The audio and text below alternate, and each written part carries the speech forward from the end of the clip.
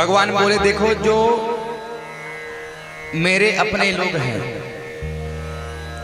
और पद प्रतिष्ठा धन को पाकर के अगर मार्ग भटक जाएं, रास्ता भूल जाएं, तो उनके ऊपर, जिनके ऊपर मैं कृपा करना चाहता हूं, जिसके ऊपर मैं कृपा करता हूं, तो सबसे पहले धीरे धीरे उसकी संपत्ति का हरण करना प्रारंभ करता हूं। बोलो जय श्री कृष्ण। भगवान जिसके ऊपर कृपा करते हैं धीरे धीरे उसकी संपत्ति का हरण करना प्रारंभ कर देते हैं। अब आप बताओ, आपको भगवान की कृपा चाहिए? किस किस को भगवान की कृपा चाहिए? कोई हाथ नहीं उठा रहा। कहीं भगवान सब गोविंदा नमो नमः कर देंगे तो कहां रहेंगे हम, क्या करेंगे? तो भगवान कहते हैं कि सबकी संपत्ति का हरण नहीं करता।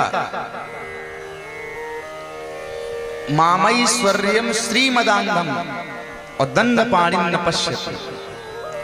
जो श्री को पाकर के मुझे भूल जाता है तो फिर मैं उसको सही रास्ते पे लाने के लिए उसकी संपत्ति का हरण करना प्रारंभ करता हूं। और जब संपत्ति धन नहीं रहेगा तो परेशान रहोगे, परिवार वाले भी साथ नहीं देंगे। जब तक पैसा रुपया अपने पास में तभी तक सगे संबंधी भी साथ हैं, ये समझ लो, पक्की बात है।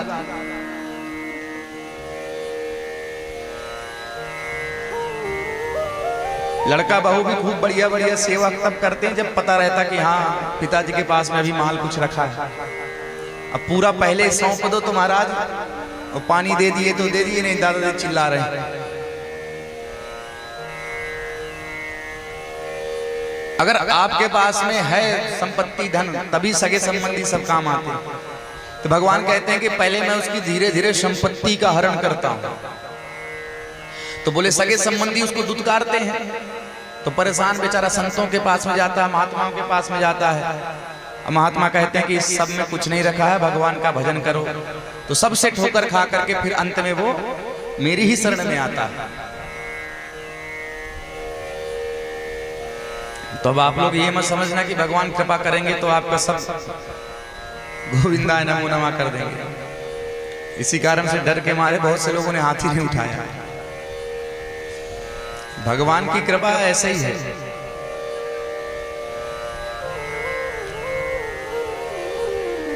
एक बार अर्जुन ने कहा भगवान हम आपकी कृपा देखना चाहते हैं, आपकी कृपा कैसी है? बोले चलो ठीक है मेरे साथ में चलो।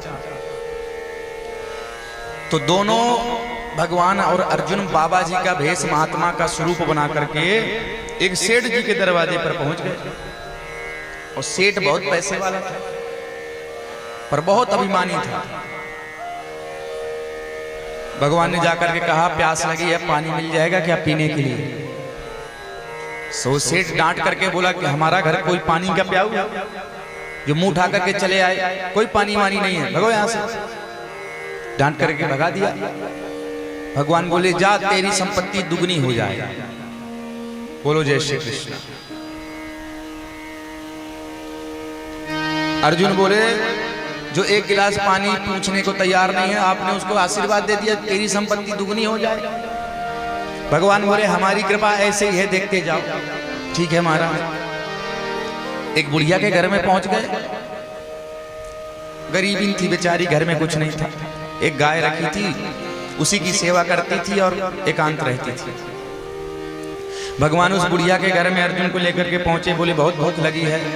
बुढ़िया बोली महाराज क्या सेवा करूं, मेरे पास में तो कुछ नहीं है, पर मेरे घर में गाय है, उसका दूध निकाल के आपके लिए बढ़िया सुंदर सुंदर खीर बना करके मैं अभी पवाती हूँ।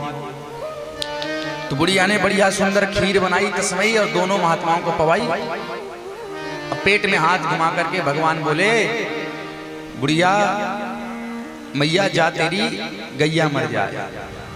बोलो जय श्री कृष्ण।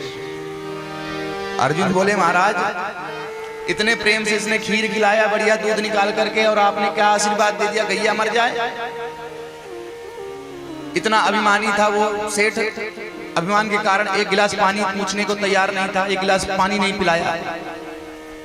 और इस माता जी ने कितना देखो प्रेम से बढ़िया खीर खवाई, उसको तो आशीर्वाद दे दिया कि तेरी संपत्ति दुगनी हो जाए। और ये बेचारी ने इतना स्वागत किया, इसकी कह दिया गैया मर जाए। भगवान बोले हमारी कृपा ऐसी। भगवान ने अर्जुन को समझाया, बोले देखो धन के कारण वो सेठ इतना अभिमानी हो गया कि आज एक गिलास पानी देने के लिए किसी को तैयार नहीं है। तो मैंने उसको आशीर्वाद दिया कि तेरी संपत्ति दुगनी हो जाए। और बोले जब दुगनी संपत्ति होगी तो उसका अभिमान भी दुगना हो जाएगा, और जिसका अभिमान जितना बड़ा होता है उतनी ही जल्दी उसका पतन होता है। तो बोले इसको ऐसा साफ क्यों दे दिया बुढ़िया को कि तेरी गैया मर जाए। भगवान बोले ये बुढ़िया है तो मेरी भक्त, मेरा ध्यान करती है, पर मेरे साथ इस गाय का भी ध्यान रखती है। चारा डालना है, सानी करना है, दूध काढ़ना है, सानी करना है, तो मेरे साथ ये गाय का भी ध्यान रखती है। और गाय ही चली जाएगी तो पूरा मन ये मेरे में लगाएगी, और जब मेरे में ही केवल मन लगाएगी तो इसका जल्दी से कल्याण हो जाएगा। तो भगवान की टेढ़ी टांग वाले की टेढ़ी कृपा है पूरी, सब जल्दी से समझ में नहीं आती है। भगवान के जितने काम है महाराज सब टेढ़े।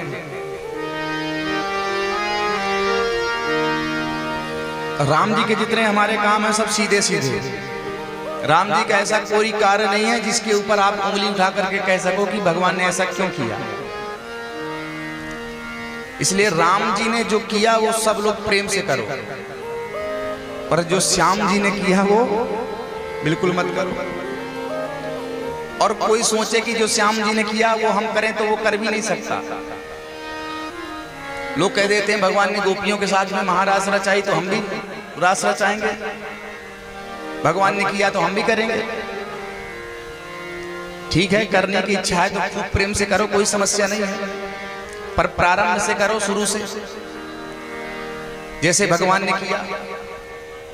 सबसे पहला पैदा होते ही भगवान ने पूतना के स्तनों में लगे हुए कालकूट का पान किया। भगवान ने सबसे पहले विष पिया। तो भगवान का अनुसरण करना चाहते हो तो सबसे पहले विष पी करके देखो, अब बच जाओ तो फिर आगे की लीला करना। बोलो जय श्री कृष्ण। तो भगवान की टेढ़ी टांग वाले की ऐसी लीला है। भगवान ने गोपियों के साथ में महारास रचाई तो भगवान के नाम पे लिख गई भागवत। और तुम ज्यादा गड़बड़ करोगे तो तुम्हारे पीछे पुलिस लग जाएगी और लोग कहेंगे भागमत। इसलिए कृष्ण जी ने जो किया वो कोई कर भी नहीं सकता और करने की सोचे भी ना। श्याम जी ने जो कहा वो करो। गीता के माध्यम से जो भगवान ने उपदेश दिया वो खूब प्रेम से करो।